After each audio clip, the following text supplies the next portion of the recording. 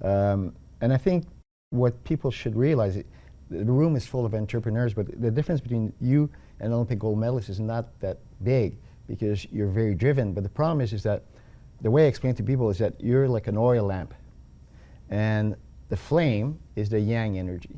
So the bigger you can burn the flame, it's great. So people, spend a lot of their energy. But the problem is they don't take care of the oil. That's what we call the yin reserve.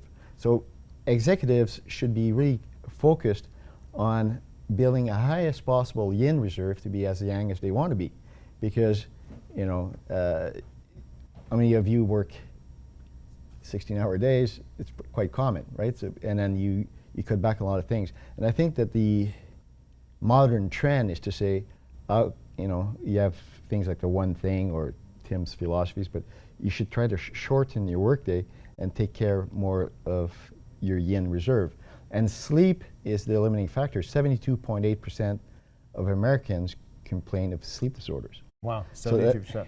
Okay, so where do we have most accidents in the US is when we put the clocks forward and we lose an hour of sleep. So they put more cops on the road because there's going to be more accidents. So just 1 hour of sleep makes a huge difference in accident statistics. So I think that we have to take care of our sleep patterns.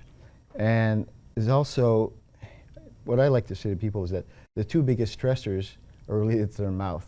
In other words, it's the things we say, and it's what we put in our bodies. And the thing that happens is that you never had somebody say, oh man, I was so stressed last night, all I could eat was Brussels sprouts, right? So people will say, okay, I was so stressed last night, I went to 3 boxes of Pringles, 2 kilos of chocolate chip cookies, blah, blah, blah, blah. So we tend to self-medicate with carbohydrates. Why? Because we found out a long time ago that cortisol, which is a stress hormone, is lowered by insulin, right? But the problem with insulin, it's your friend sometimes, but for most of us, it's the enemy, because insulin is the hormone of aging. So the more insulin you make, the faster you age. And controlling the fat loss process is managing insulin. The more you can control your insulin, the better you will do. Great. If you have the availability of food, like most people in this room, how would you eat? Okay. What I've worked a lot with the hockey players, football players, and I got to make it very simple for them.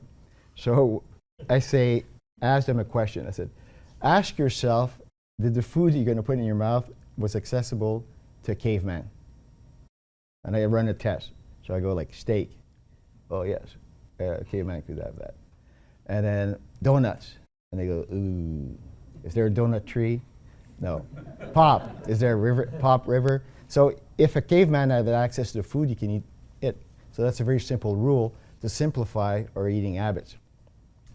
Did cavemen have, what about grains? They did have access to some grains? Very little. The grains started to get popularized in ancient Egypt. And then what we saw, though, if you look at skeletal remains, is that that's when we start to have degenerative diseases.